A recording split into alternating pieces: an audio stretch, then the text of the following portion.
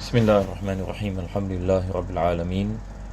Wassalatu wassalamu ala asyrafil anbiya'i wal mursalin sayyidina Muhammadin wa ala alihi wa sahbihi ajma'in. Alhamdulillah, para jemaah dirahmati Allah Subhanahu wa taala.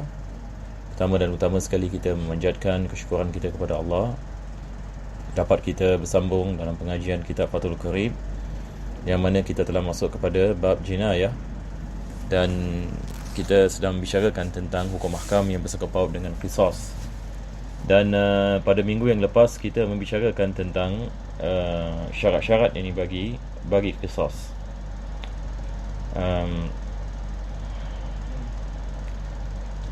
Sementara saya buka ini kitab ni. Penulis ini membicarakan beberapa yakni syarat bagi hukuman ini qisas, yang mana kalau sekiranya syarat-syarat itu wujud, baru dikenakan ini qisas. Jadi juga sebelum itu kita membicarakan berkenaan dengan jenis-jenis pembunuhan, sama ada pembunuhan itu ada pembunuhan dengan sengaja ataupun pembunuhan yang merupakan yakni kesilapan, dan ataupun yakni pembunuhan yakni yang salah. Maka qisas ini kita mengatakan wajib ini kalau sekiranya ia merupakan pembunuhan yang sengaja. Maka dikenakan yakni qisas, iaitu si pembunuh yakni dibunuh, ataupun kalau ia dimaafkan yakni oleh ahli keluarga si mati, maka apa yang dilakukan adalah diwajibkan dia membayar dia yang mughalladah. Juga kita membicarakan yakni berkenaan dengan dia, yakni diwajibkan pembunuh yakni membayar apa yang dikenali yakni sebagai dia. Dan dia ini terbagi kepada dua bahagian. Kita ada dia yang berat dengan dia yang ringan. Dan juga sama ada dia yang ringan ini sama ada dia spontan wajib ini dibayar serta-merta, ataupun yakni dia diberikan tempoh. Ini yang juga kita telah membicarakan. Daripada syarat yang mana dikenakan qisas, orang yakni yang bunuh itu bukan yakni seorang bapa. Kalau sekiranya yang bunuh itu adalah seorang bapa, maka tidak ada qisas. Berbeza kalau sekiranya yang bunuh itu adalah anaknya, maka dikenakan qisas. Baik, sekarang kita kembali ini kepada kitab ini Fathul Qarib ini, insya-Allah.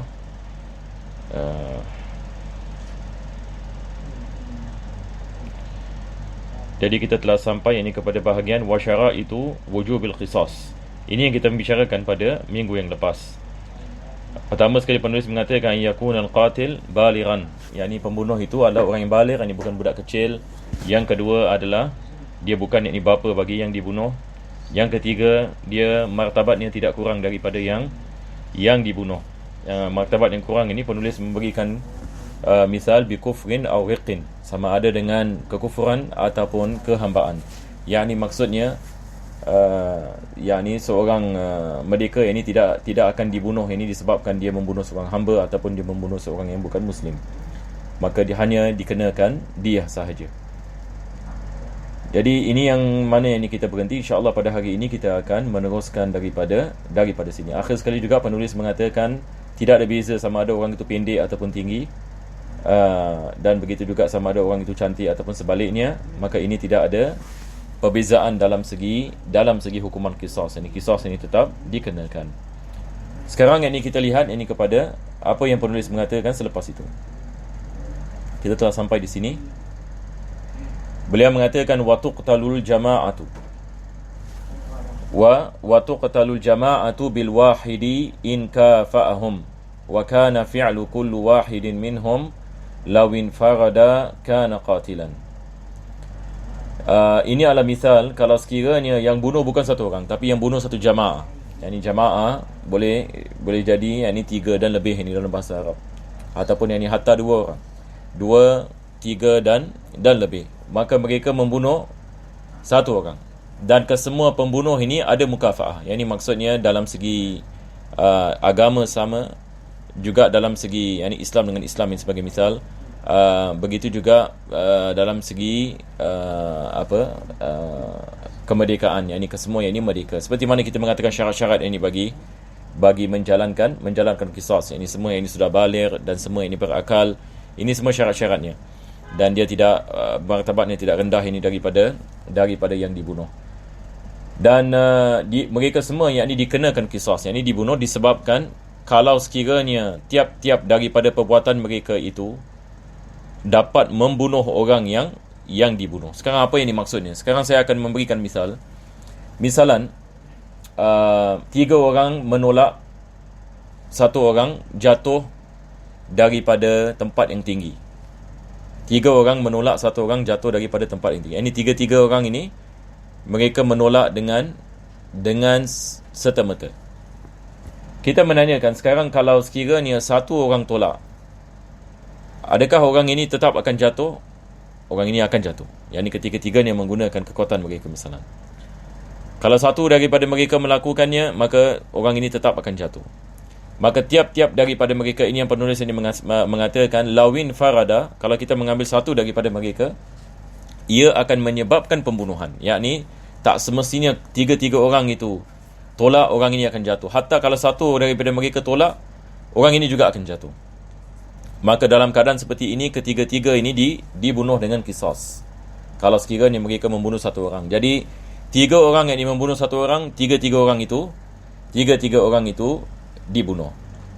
Jadi ini yang penulis ini mengatakan wa kana fi'lu kulli wahidin minhum law infarada kana qatilan. Sama juga zaman sekarang ini, misalan kalau orang menggunakan timbak ini, misalan 3 orang ini timbak satu orang. 3 orang satu timbak ini satu orang. Satu orang ini timbak ini misalan yakni di dada, lagi satu orang ini timbak ini di kepala, lagi satu orang ini timbak ini misalan yakni di tengkuk. Maka di sini kita mengatakan kalau satu orang itu yakni yang menembak di dada boleh menyebabkan kematian, boleh menyebabkan kematian. Begitu juga ini yang kedua, begitu juga yang ketiga. Maka dengan ini kita menjalankan yakni kita menjalankan qisas. Ini yang dimasukkan ini oleh penulis apabila yakni beliau mengatakan kalau sekiranya mereka satu, maka dijalankan ini hukuman ini qisas. Itu adalah misal ini seperti mana kita mengatakan. Tapi kalau sekiranya tidak begitu, maka mereka tidak dibunuh.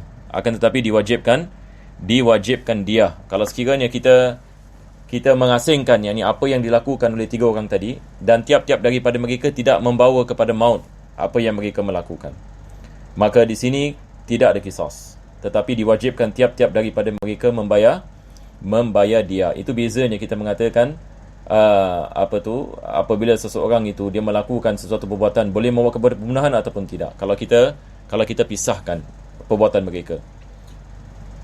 Sekarang kita pergi kepada yang seterusnya. Beliau mengatakan summa asyara al-musannifu liqa'idatin biqaulihi, yakni penulis ini membicarakan tentang satu kaedah dalam bab jinayat. Ini ada kaedah ini yang penting. Beliau mengatakan wa kullu syakhsaini jaral qisasu bainahuma fil nafsi yajri bainahuma fil atrafi. Ini perkara yang penting kita kena faham ya. Sebelum ini saya terangkan apa yang dimaksudkan di sini. Saya ingin mengatakan dalam berkenaan dengan qisas kita ada 2 jenis. Satu adalah qisas bagi pembunuhan, lagi satu qisas yang dikenali sebagai atraf. Atraf ini seperti dia memotong tangan orang lain. Dia tak bunuh tapi dia memotong sesuatu. Nampak tak? Ya, ni tadi kita mengatakan yang ini masalah membunuh ya. Membunuh kita ada 3 jenis. Yang ini sama ada yakni amdul mahad ataupun syibhul amd ataupun amdul khata'. Maka sama ada qisas ke tidak ada qisas ke, sama ada diwajibkan dia mughalladha ataupun dia mukhaffafa. Ini semua kita telah bicarakan. Ini adalah bahagian yang pertama, iaitu qisas yang bersangkut paut ini dengan membunuh orang. Yang kedua adalah dia tak sampai kepada bunuh orang, tetapi dia memotong sebahagian daripada badannya ataupun dia menghilangkan fungsi badannya. Ini dia menyebabkan orang buta misalan. Bagaimana? Ada orang na'udzubillah min zalik, dia menyebabkan orang pekak. Misalnya dia tumbuk orang dah dipekak, ataupun dia tumbuk orang gigi patah, 2 gigi patah ataupun 1 gigi patah ataupun 3 gigi patah. Begitu juga dia memukul sehinggakan tulang ni pecah ataupun mengeluar darah dan sebagainya. Ini yang kita maksudkan dengan atraf. Jadi di sini penulis ini mengatakan 2 orang yang berlaku hukuman qisas di antara mereka, yakni sama ada yang pertama bunuh yang kedua ataupun yang kedua bunuh yang pertama. Syarat-syarat yang bagi menjalankan qisas adalah syarat yang sama bagi atraf, iaitu kalau sekiranya A memotong tangan B, maka kita juga harus lihat yang ini kepada syarat-syarat yang ini bagi kita menjalankan qisas. Yang ini dia mesti baligh, dia mesti berakal, ini semua yang kita membicarakan. Dia mesti yang ini mempunyai syarat-syarat yang sama bagi kita menjalankan qisas bagi pembunuhan. Jadi di sini penulis mengatakan wa kullu syakhsaini, tiap-tiap ini dua orang yang ada di antara mereka qisas, sama ada yang pertama bunuh yang kedua ataupun yang kedua bunuh yang pertama. Fin nafsi adalah masalah bunuhan. Yajri bainahuma fil atraf, begitu juga kita menjalankan hukuman qisas ini bagi atraf. Atraf ini maksudnya anggota. Anggota badan. Allati litilkan nafs, anggota badan bagi nyawa itu. Fa kama yushtaratu, beliau mengatakan di sini, fakama yushtaratu fil qatili kaunuhu mukallafan, seperti mana beliau mengatakan, kita mengatakan yang pembunuh itu mesti seorang mukallaf. Ini maksudnya dia mesti baligh, dia mesti berakal, baru kita boleh menjalankan qisas. Kalau dia budak kecil, orang gila, kita tidak menjalankan qisas. Maka beliau mengatakan yushtaratu fil qati'i li tarafin kaunuhu mukallafan. Begitu juga orang yang memotong anggota orang lain, maka syarat ini menjalankan qisas ke atasnya adalah dia mesti mukallaf. Wa hina idzin faman la yuqtalu bi syakhsin la yuqta'u bi tarfihi. Barang siapa yang tidak dibunuh dengan qisas, maka dia tidak akan dipotong anggotanya. Maksudnya syarat-syarat qisas tidak wujud, syarat-syarat ini memotong anggota juga tidak wujud. Itu kaedah. Jadi kaedah ni ala kullu syakhsaini jaral qisasu bainahuma fi nafsi yajri bainahuma fil atrafi. Tiap-tiap syarat ini yang ada bagi menjalankan qisas bagi nyawa, maka syarat yang sama bagi menjalankan qisas bagi anggota badan yang dipotong. Jadi saya rasa tidak ada masalah insya-Allah taala. Wa syaraitu wujubil qisas. Sekarang ini penulis membicarakan tentang syarat-syarat yang selebihnya untuk menjalankan qisas bagi anggota badan. Selain daripada syarat-syarat yang disebutkan dalam pembunuhan. Ini yang beliau mengatakan. Wa syaraitu wujubil qisas fil atrafi ba'da syaraitil madhkurati fi qisasin nafsi. Setelah syarat-syarat yang kita telah membicarakan bagi menjalankan qisas bagi nyawa, berapa syarat kita ada? Pertama sekali kita ada syarat dia mesti baligh, dia mesti berakal, dan dia tidak martabatnya tidak lebih rendah daripada yang melakukan perkara tersebut. Selain daripada itu, beliau mengatakan dua tambahan isnani, ada lagi dua syarat ada dua syarat bagi apa kita mengatakan qisas bagi anggota badan.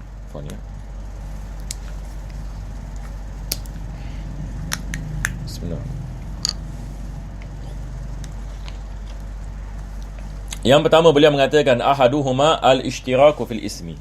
Al-ishtiraku fil ismil khasi litarafil maqtu'. Sekarang kita akan lihat ada beza berkenaan dengan pembunuhan dengan menjalankan hukuman qisas bagi anggota badan. Bagi pembunuhan, maksudnya satu orang kalau dia bunuh orang lain, kalau kita mengatakan dikenakan hukuman qisas, dia dibunuh. Dia membunuh orang lain, maka dia dibunuh. Qisas ni lebih mudah untuk kita nak mengetahui bagaimana kita nak melakukan. Tetapi masalahnya, bila kita membicarakan tentang anggota badan, maka misalan satu orang dia memotong tangan kanan orang lain, maka tangan kanan dia hakim mahu memotong. Tetapi masalahnya adalah bagaimana kita nak memastikan kita tidak terlebih dan tidak terkurang. Maka ini yang susah. Bagaimana dia nak memastikan sama ada dia dapat memotong hakim yang menjalankan hukuman ini mesti hakim, bukan sembarang. Bagaimana mereka nak memastikan yang potongan ini merupakan potongan yang sama yang dilakukan nanti atas orang yang pertama. Jadi beliau mengatakan dia mesti ada keadilan. Dia akan memberikan misal. Dia mengatakan mesti isim yang khas bagi anggota yang dipotong. Maksudnya kalau anggota yang dipotong itu tangan kanan, maka yang dipotong juga akan menjadi tangan kanan. Akan dipotong juga tangan kanan. Kalau tangan kiri, tangan kiri. Berapa banyak ini dipotong, berapa banyak dipotong. Jadi dia mesti ikut sama. Ini yang agak susah sedikit Dan seperti mana nanti kita akan lihat bagaimana penulis akan mensyarahkan masalah ini. Maka beliau mengatakan pertama sekali dia mesti sama. Kanan dengan kanan, kiri dengan kiri. Kita tak boleh misalan satu orang A memotong tangan B, tangan kanan B, tapi kita memotong tangan kiri A. Tidak boleh. Kalau dia memotong tangan kanan orang lain, tangan kanannya mesti dipotong, bukan tangan kirinya. dan dia potong daripada mana? Itu juga kita harus ini melihat sama ada kita boleh melakukannya dengan sama ataupun tidak. Wa bayyanahu al-musannif biqaulihi al-yumna bil yumna. Maka penulis ini dia mensyarahkan apa maksudnya ismul khas. Dia mesti ada persamaan. Apa ini persamaan? Dan nama bagi anggota badan itu mesti ini juga dikirakan sebagai sama. Maka dia memberikan misal kanan dengan kanan, yakni kalau dia memotong tangan kanan yang dipotong. Ai tuqta'ul yumna masalan min udhunin aw yadin aw rijlin bil yumna. Kalau telinga kanan dipotong, maka telinga kanan dipotong. Kalau tangan kanan dipotong, maka tangan kanan dipotong. Kaki kanan dipotong, maka kaki kanan dipotong. Wal yusra mimma dzukira bil yusra mimma dzukira. Begitu juga kalau tangan kiri dipotong, maka tangan kirinya akan dipotong. Kalau kaki kiri ini dipotong, maka kaki kirinya akan dipotong. Jadi al-yumna bil yumna wal yusra bil yusra. Ini tidak ada masalah, yakni mudah untuk kita memahami. Ini keadilan dalam Islam ini. Kita tidak boleh menzalimi hatta dalam qisas. Kita tidak boleh yakni satu orang misalan dia memotong tangan kiri orang, lepas tu kita memotong tangan kanannya. Maka tangan kiri dengan tangan kanan berbeza. Biasanya tangan kanan ini yakni lebih kita mengatakan diperlukan ini daripada tangan kiri, yakni sebagai kita sebagai seorang muslim, ini misalnya kita makan dengan tangan kanan ini dan sebagainya. Berbeza ini dengan tangan kiri. Maka kita harus yakni melihat ini kepada persamaan. Wal yusra mimma dzukira bil yusra mimma dzukira wa hina idzin la tuqta'u yumna bi yusra wala aksuhu. Maka dengan itu beliau mengatakan tidak dipotong tangan kanan dengan tangan kiri dan juga tidak dipotong tangan kiri dengan tangan kanan. Jadi ini adalah syarat yang pertama. Syarat yang kedua beliau mengatakan wasani an la yakuna bi ahadi tarafaini shalal. Syaratnya adalah tangan yakni yang dipotong ini tidak ada shalal. Shalal ini dia seperti kalau dalam bahasa kita panggil apa? Paralyze ya. Kalau dalam bahasa English kalau dalam bahasa kita panggil lupuh, tidak berfungsi. Yakni satu orang ini misalan yakni dia tangannya kita mengatakan tangannya lupuh. Satu orang lagi tangannya tidak lupuh. Maka sekarang tidak sama. Satu orang yakni tangannya tidak lupuh, satu orang lagi tangannya lupuh. Maka beliau mengatakan fala tuqta'u yadun aw rijlun sahihatun bishalla. Kalau sekiranya kita mengatakan satu orang yakni misalan dia tangannya adalah tangan yang lupuh. Tangannya adalah tangan yakni yang lupuh. Maka tangan yang lupuh misalan dipotong. Tangan yang lupuh yang dipotong. Maka kita kita tidak memotong tangan yakni yang tidak lupuh daripada tangan yang lupuh. Kita tidak memotong tangan yang lupuh yang tidak lupuh daripada tangan yang lupuh. Ini apa sebabnya? Sebab mereka tidak sama. Walaupun misalnya yakni tangan kanan dengan tangan kanan, tetapi tangan kanan yang lupuh ini tidak berfungsi, manakala tangan kanan yang tidak lupuh berfungsi, maka ia tidak sama. Tetapi kalau sekiranya penulis mengatakan wahiyallati la amala biha wa amma syallau fatuqta'u bisahihah.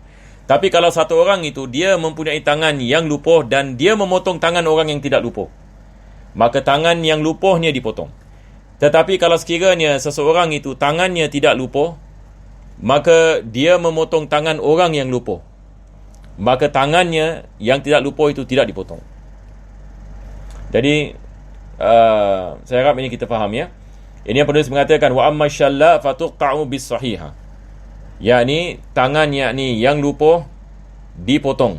Kalau sekiranya orang yang punya tangan lupuh ini memotong tangan orang lain yang tidak lupuh alal masyhur. Ini ikut kepada mazhab, ini pendapat yang kuat alal masyhur, iaitu kalau sekiranya orang yang lupuh memotong tangan orang yang tidak lupuh, maka tangannya kita mengatakan dipotong. Tetapi ada syarat seperti mana nanti akan disebutkan.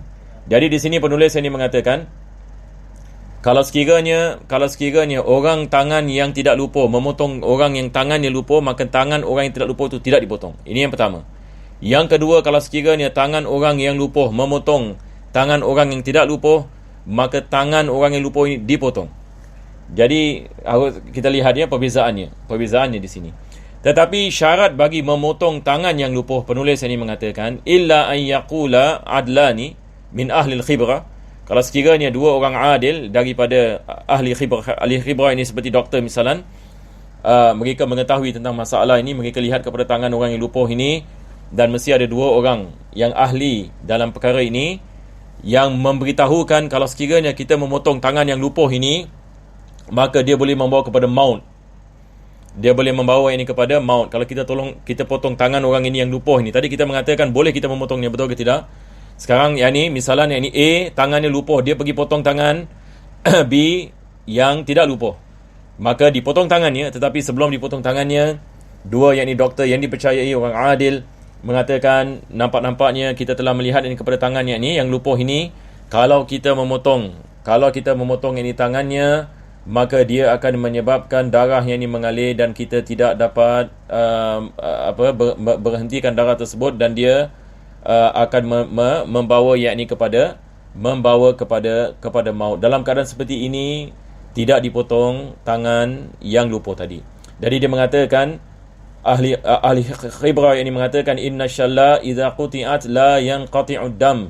Kalau dipotong yakni tangan yakni yang lupuh, maka darah akan terus yakni mengalir, bal tanfatihu afwahul uruq wala tansaddu bil hasmi, iaitu tidak dapat ditutup lagi, dan urat-uratnya yakni dia punya veins, blood veins ini terbuka dan tidak dapat ditutup, dan darah yang ini akan keluar, ini tidak akan berhenti, dan ini tentu sekali ini akan bawa ini kepada maut yang lebih dahsyat lagi daripada memotong tangan. Maka dalam keadaan seperti ini tangannya tidak dipotong.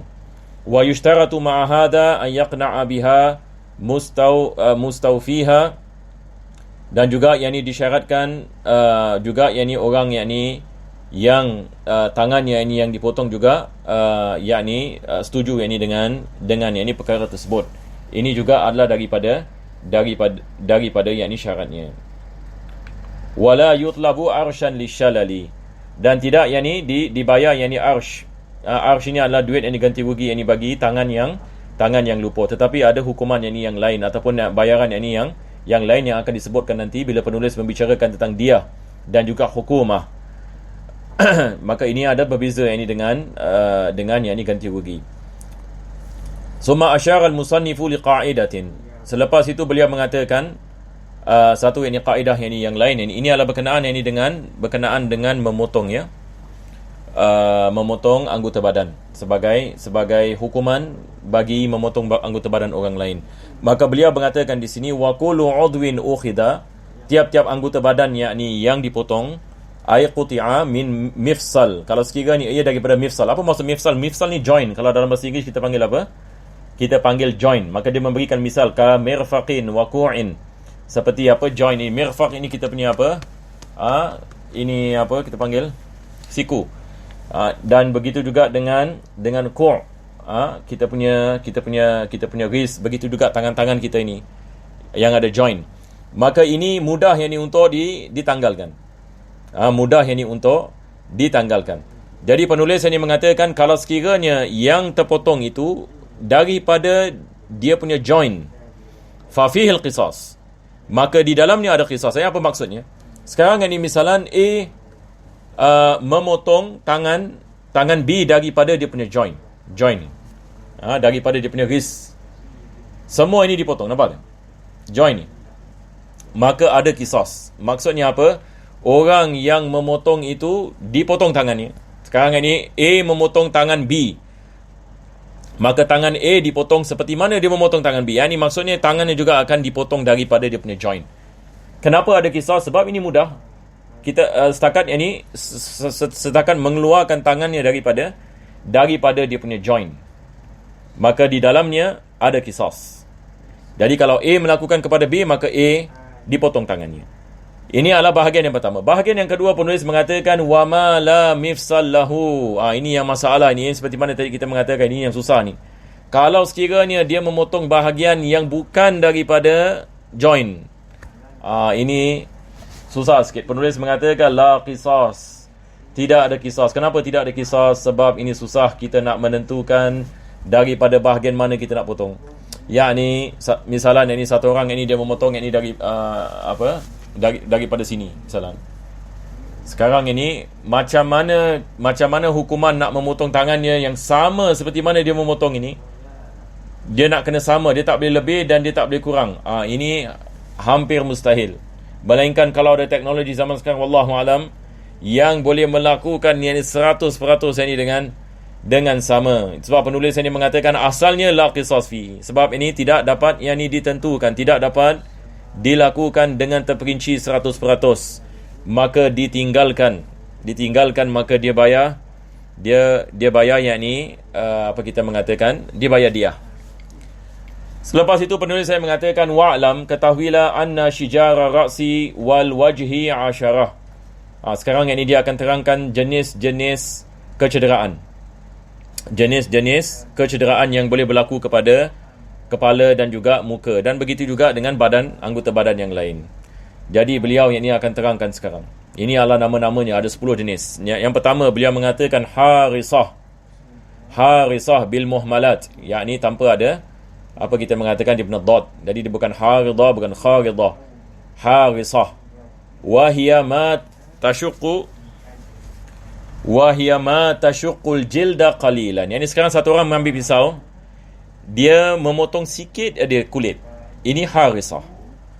Ini adalah harisah. Dia potong sikit saja. Tamam? Ini yang pertama. Yang kedua damiyah.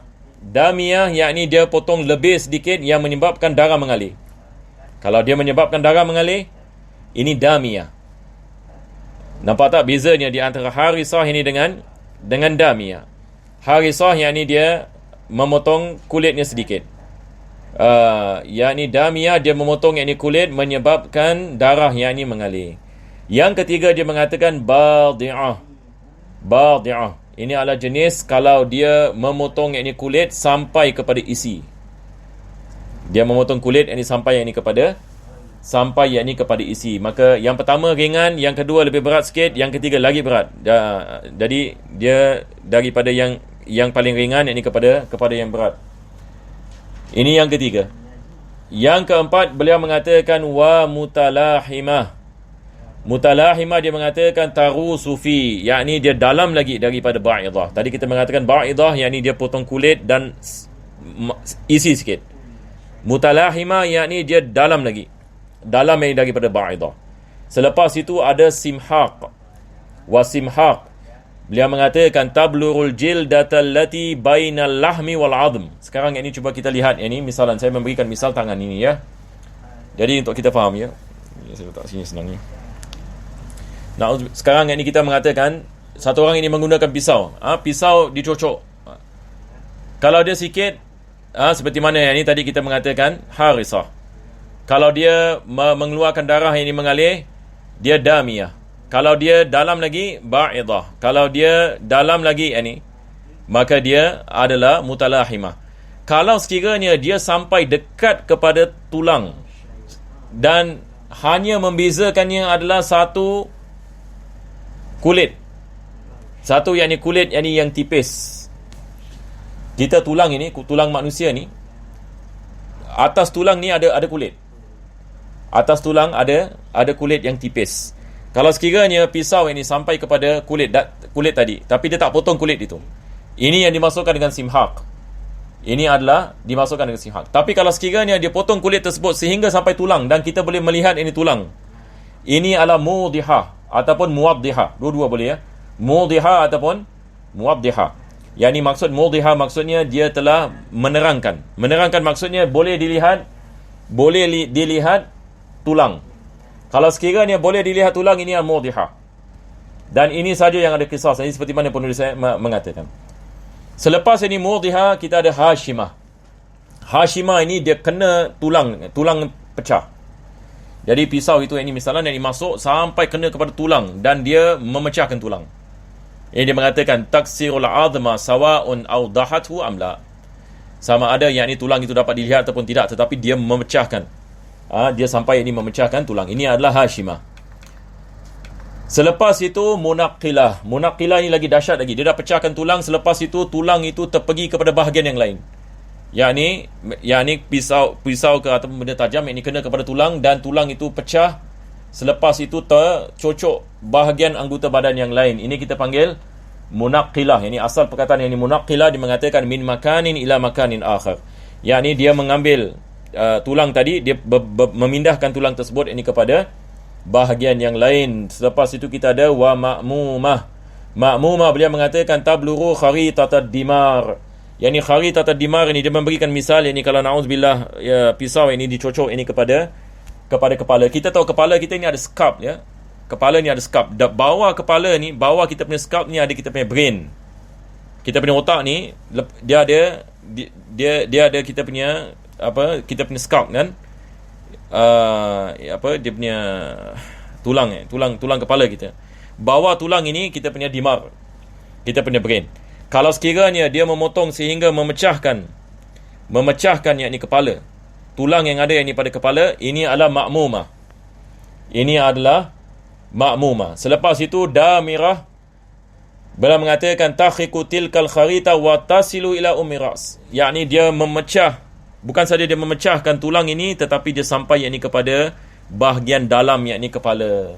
Maka ini adalah damirah. Jadi ini semua adalah 10 bahagian jenis kecederaan yakni yang boleh yakni berlaku. Selepas itu penulis ini mengatakan wastasnal musannifu min hadhil 'ashara ma tadammanahu qawluhu wala qisasa fil juruh ay al-madhkura illa fil mudihati faqat. Jadi barang siapa yang ada kitab, tolong ini underline ini. Ini adalah sentence yang sangat penting. Tidak ada qisas melainkan bagi mudihah. Mudihah seperti mana kita mengatakan apabila tulangnya dapat dilihat. Seseorang itu memotong sehingga sampai kepada tulang dan tulang dapat dilihat. Ini adalah mudihah. La fi ghairiha min baqiyatil 'ashara. Selain daripada mudihah, damiyah, harisah, tadi kita mengatakan apa lagi? Yakni jenis-jenis ini yang lain seperti ma'mumah, damirah, ini semua munaqqilah, tidak ada kisah. Sebab ini susah untuk kita nak memastikan dengan 100% bahagian yang perlu dipotong. Jadi insya-Allah kita berhenti di sini sebab kita pun dah akan masuk bab berkenaan dengan dia. Jadi insya-Allah setelah ini kita mempelajari bab dia, baru insya-Allah yang benda-benda yang lain juga ni akan mudah ini bagi kita memahami. Kita tangguhkan pada minggu yang akan datang. Alhamdulillahirabbil alamin. Allahumma shalli wa sallim ala sayyidina Muhammad wa ala ali sayyidina Muhammad. Rabbana atina fid dunya hasanah wa fil akhirati hasanah wa qina adzabannar. Sallallahu alaihi wa sallam Muhammadin wa ala alihi wasallam. Alhamdulillahirabbil alamin.